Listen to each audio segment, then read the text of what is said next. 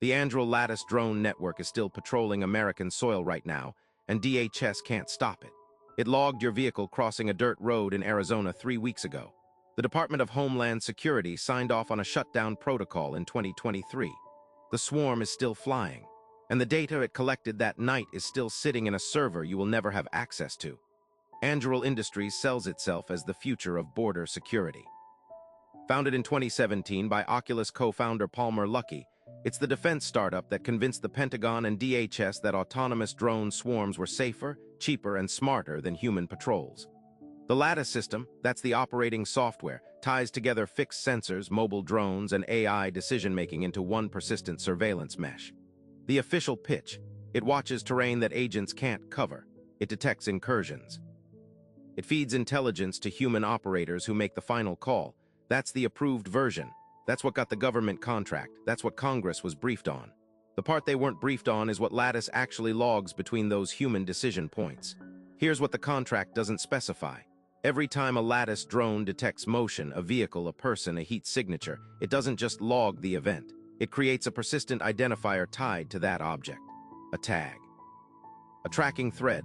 If the same vehicle appears again 6 days later, 50 miles east, the system cross-references it, automatically, without a warrant, without a human operator initiating that query. The tag already exists in the telemetry handshake from the first contact.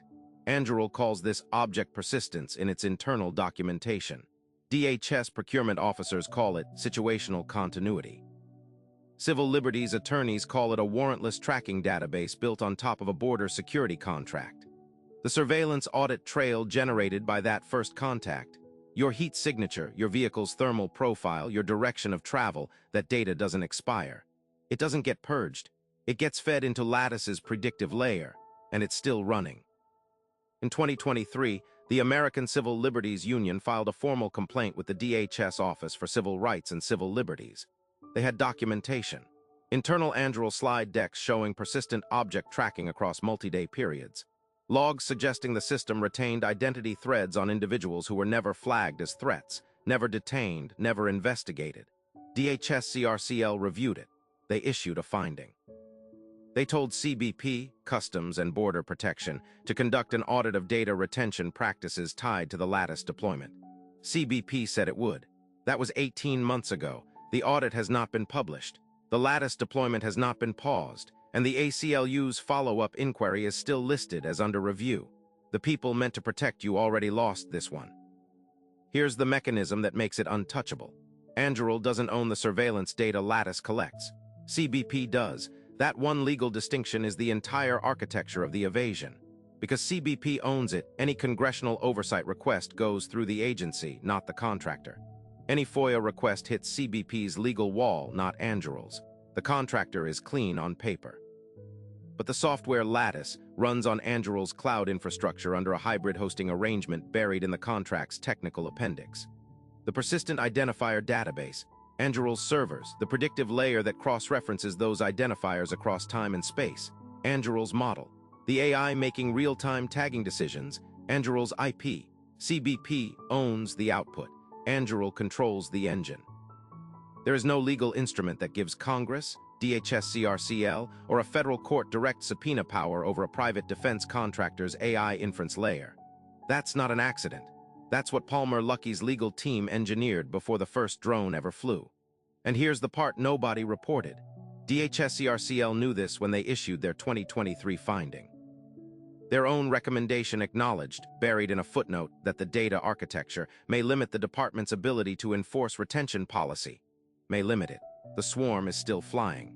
The tags are still accumulating, and no one with a badge can compel Anduril to open the inference logs. This is what that means for you specifically. The Lattice deployment isn't limited to the southern border anymore. Anduril has active pilots in 4 additional domestic contexts: port security, critical infrastructure monitoring, and 2 programs the company describes only as urban environment sensing. Your city may already be inside a Lattice coverage zone. If it is, and a drone has logged your vehicle, your commute, your parking pattern, your thermal signature near a flagged location, that data exists in a persistent identifier thread right now. You have no right to access it. You have no right to correct it. You have no mechanism to request deletion. The Privacy Act of 1974 covers government records. This lives in a contractor's inference model. The Fourth Amendment requires a warrant for searches. The drone never searched you. It just watched, continuously, and it's still running. So who actually benefits when the regulator can't reach the data and the contractor can't be compelled? Anduril's valuation hit $14 billion last year. Its next contract bid includes 3 more federal agencies. The swarm keeps flying. The persistent identifiers keep accumulating. And somewhere in a data center you'll never visit, a tag with your thermal profile is waiting for the query that connects it to something else. Who decides when that query gets run?